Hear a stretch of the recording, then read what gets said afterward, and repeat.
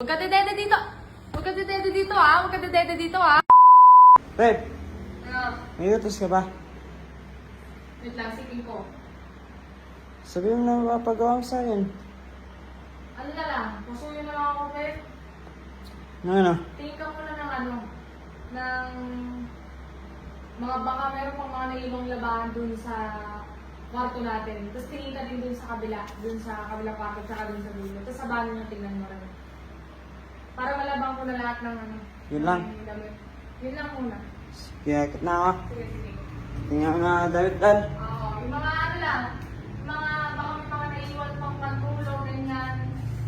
Tingin ka sa lahat ng kwarto para malabang na lahat. Sa banyo, kwarto. Oo. Tingnan na dito sa banyo mo na. Oo. Wala na sa share, babe.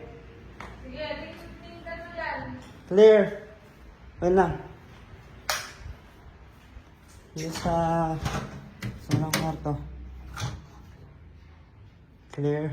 Malinis. Dito. Wala na. So, yun lang. Sa kwarto namin. Yan, wala na siguro dito. Tingnan ba dito meron pa mga ilan. Wala na. Ito. Wala. Eh, kanino to? Laki naman ito. Hindi naman ganito kalaki yung ano ni Cindy girl. Ha? Parang ang laki naman yan. Alam ko yung kay Cindy, siguro ganito lang. Yan, ganyan eh. Ba't ganyan naman to? Malaki to ha, hindi yata sa kanya to ha. Hindi yata to sa kanya. Tatanong ko nga. Parang pinagtitir pa na ako lang sa ako ngayon ha. Babe! Ah!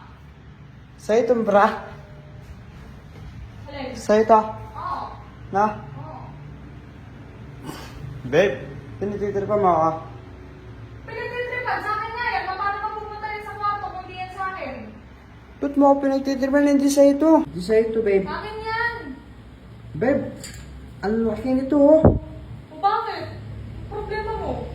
Anong problema mo? Hindi ganito kalaki yun sa'yo na. Akin na nga, akin na yan, akin na. Papakita ko sa'yo, liga dito. Akin na. Mga baka. Sa'yo ito? Oo. O, Sige tignan mo nga. ah. Tignan mo ah. O, kasuot ko na. O.